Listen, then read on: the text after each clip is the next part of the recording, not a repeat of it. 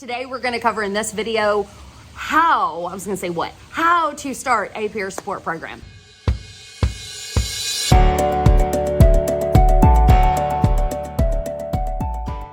Number one, let's back up. Number 0, learn as much as you can about peer support. What is it?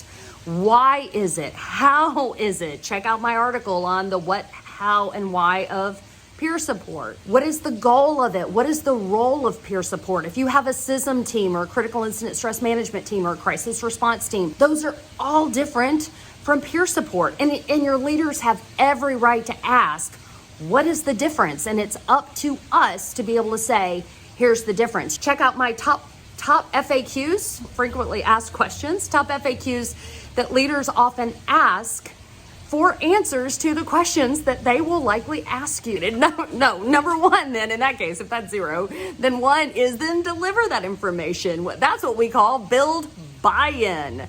Get in front of your leaders. We call these the decision makers and the money holders. They're going to have questions. It's up for you to have answers, which means that's up for you to go back to the original step, which is get information that you can and then present it in a way that they will receive it, that is clear, concise. We can help you with that. All right. So once you get approval for a peer support program, do we then jump into training? Do we then announce it to all of our people? No, just no.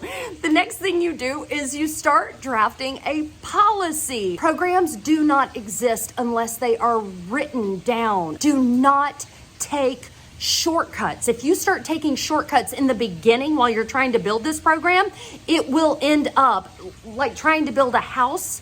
It'll end up falling down all around you. It will start to show the wear and tear of the shortcuts that you took early on. It is worth your time and attention. I know it is so much more fun to get out there and start doing it immediately. Let's get some people trained. Let's get out there and have some fun with it. That is a shortcut method. Build your policy, write it down. I also have a free training program with a model policy. You don't have to reinvent the wheel, start from scratch with a blank piece of paper in front of you going, I don't even know where to start. I've written it. Make sure that it's modeled according to your population and according to your agency and organization. Now, most leaders need to approve that policy. Otherwise, it's just a piece of paper sitting on someone's desk.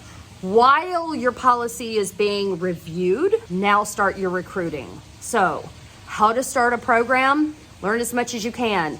Deliver that information to the money holders and the decision makers. Then start drafting your policy. Once you've drafted policy and you've put it on the leader's manager's desk for approval, you also now have the approval to then start recruiting. And now you start, based on your policy, you're using key words and phrases from your policy, the what, how, and why, to then recruit and say, this is what we're starting. If you're interested, if you value this, if you like this, again, in our coordinators training, I think it's coordinator training, which maybe should go before policy. All right.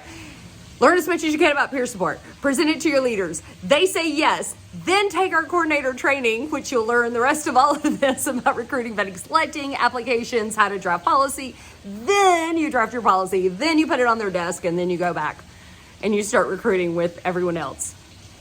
That's a good start. That's huge. I'm just kidding. This is probably realistically 6 months, 9 months to a year, depending on how large your policy is and how quickly you can get in front of your leaders. So let's just say 9 months to a year. You're birthing a program, so why not? Let's call it 9 months. Then, after you've vetted and selected and said, yep, love you on our team, then you contract and put them in training. You can do a trainer if you like. We're happy to provide that for you. You can do a basic training if you like. We're also happy to provide that for you. Anything that you need, we want to be your one-stop shop for peer support. So that is the start of how to start your program. You can throw them in training, but I don't think it'll be very sustainable. So get all the information you can. Check out our coordinator training program. Read everything that we have to offer and then some. And let me know if you have any questions down below. Here for you always. Thanks for watching.